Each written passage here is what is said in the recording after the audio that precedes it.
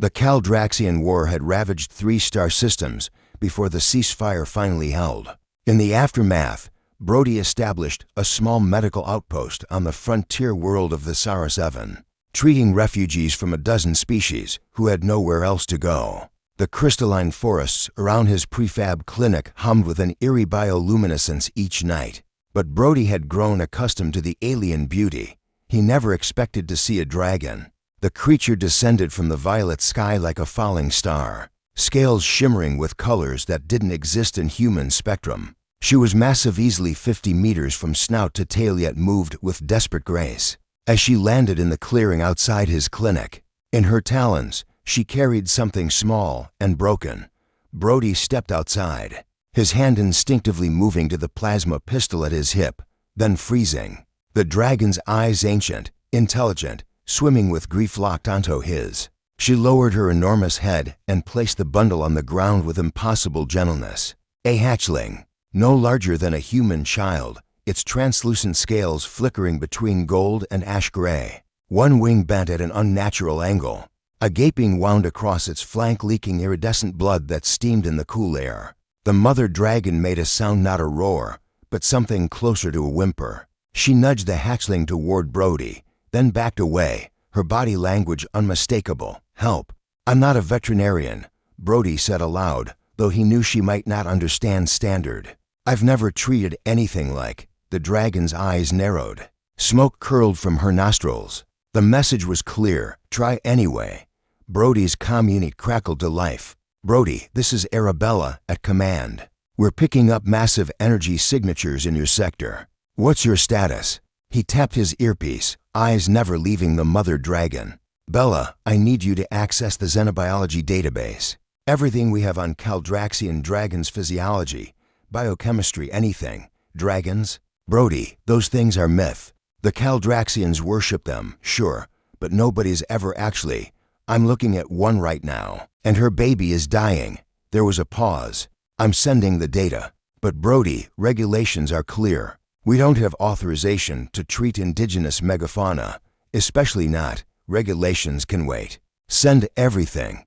He knelt beside the hatchling, his medical scanner humming to life. The readouts made no sense. The creature's biology was like nothing in the database. Its blood contained metallic compounds that would be toxic to most species. Its cells operated at temperatures that should have caused spontaneous combustion. Arabella's voice came through again. "I've got something. Old Earth mythology cross-referenced with Caldraxian cultural archives. Dragons are supposed to be extinct, hunted to near annihilation during the First Contact Wars. The mother bringing her young to you. Brody, this might be one of the last of her kind." The weight of that settled on him like a physical force. He looked up at the mother dragon, saw the desperate hope in her alien eyes, and understood. She had watched her species die. She had probably lost other hatchlings. This one, this small, broken creature barely clinging to life, might be all she had left. And she had chosen to trust a human, the same species that had hunted hers. "Talk me through this." "Bella," Brody said, pulling out his surgical kit. "I need to know what I'm working with for the next 6 hours."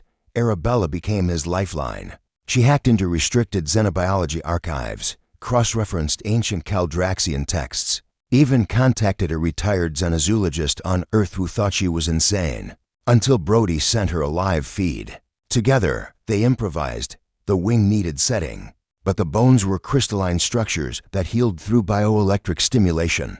Brody rigged a modified neural stimulator, praying it wouldn't fry the hatchling's nervous system. The wound required cauterization, but standard medical lasers wouldn't work on scales designed to withstand re-entry temperatures. He used a plasma torch from his repair kit, working with a steadiness born of pure desperation. The hatchling's blood, that strange, shimmering fluid, kept crystallizing on contact with air. Arabella found a reference to a Caldraxian ritual using heat and pressure. Brody sealed the wound with a combination of thermal gel and gravitational compression. All the while, the mother dragon watched. She didn't move, didn't make a sound, but Brody could feel her presence like a thunderstorm held in. Check by Shearwell. Dawn was breaking when the hatchling's eyes finally opened, faceted jewels that caught the light and split it into impossible colors. It chirped, a sound like wind chimes made of stars, and the mother dragon released a breath that steamed the air with relief that she approached slowly, nuzzling her baby with heartbreaking tenderness. Then she turned to Brody. He stood his ground as she lowered her massive head until her snout was inches from his face. He could feel the heat radiating from her, smell the ozone and ancient fire. She touched her forehead to his gentle as a whisper, and in that moment, something passed between them. Not words, but understanding, gratitude, recognition of a debt that transcended species and history. Then she gathered her hatchling, spread her wings, and launched into the sky. Arabella's voice was soft in his ear. "Brody, Command is going to want a full report. They're going to ask why you violated first contact protocols, why you risked your life for an unknown xenofauna." He watched the dragons disappear into the violet sky, to shapes spiraling together in the dawn light. "Tell them," he said, "that sometimes the regulations are wrong. Tell them that sometimes you don't save someone because it's authorized or safe or logical. You save them because they asked for help, because they trusted you when they had no reason to, because that's what being human means. That's not going to satisfy Command. I know." Brody smiled. "But it satisfies me, in the distance." He heard it, a sound that hadn't been heard in Caldraxian space for generations. A dragon song echoing across the crystalline forests. Not a roar of challenge or anger, but something else entirely, a song of hope.